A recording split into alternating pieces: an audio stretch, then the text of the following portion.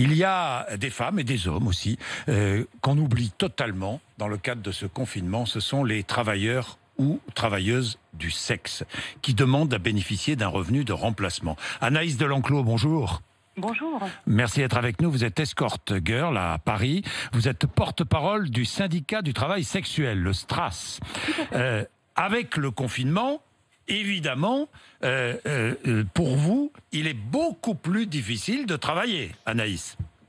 Alors avec le confinement, déjà, la plupart, même la quasi-totalité en fait, des travailleurs et des travailleuses du sexe ont arrêté de travailler pour leur propre santé déjà et protéger le public.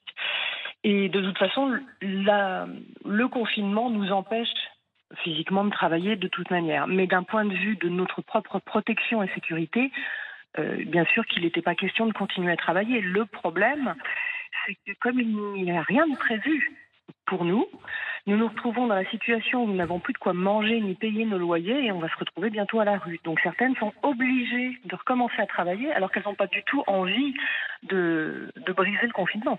Ben évidemment, parce qu'il y a danger. Tout à fait. Évidemment. Est-ce que certaines ou certains vont reprendre le travail malgré le danger ?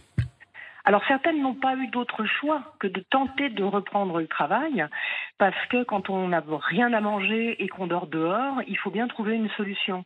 Et je pense que le gouvernement à ce niveau-là a complètement failli parce qu'il n'a pas du tout pensé aux populations précaires qui se retrouvent à littéralement mourir de faim. C'est-à-dire que moi j'ai des appels de collègues qui me disent « j'ai pas mangé depuis 3 jours, je fais quoi ?»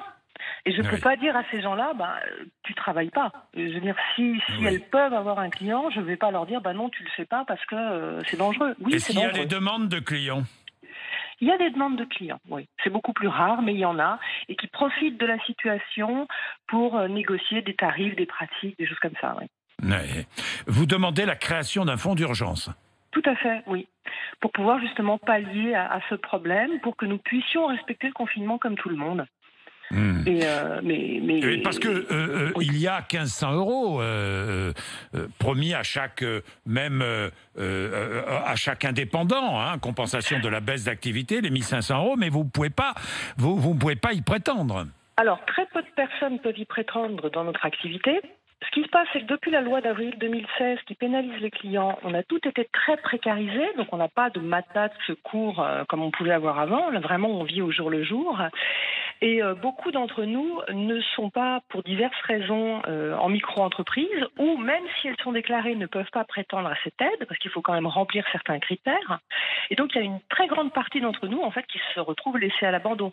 Et on n'est pas les seuls, il n'y a pas que les travailleurs du sexe. On voit bien que rien n'a été concrètement prévu pour des personnes qui sont à la rue ou qui sont dans des situations d'extrême précarité et qui doivent se débrouiller seuls. Bien, l'Espagne va instaurer un revenu universel. J'en parlerai à Muriel Pénicaud, qui sera mon invité jeudi matin. Justement, ce serait une excellente idée. Un revenu universel serait un premier pas excellent. Ne vous inquiétez pas, j'en parlerai. Merci Anaïs Delenclos. Merci à vous.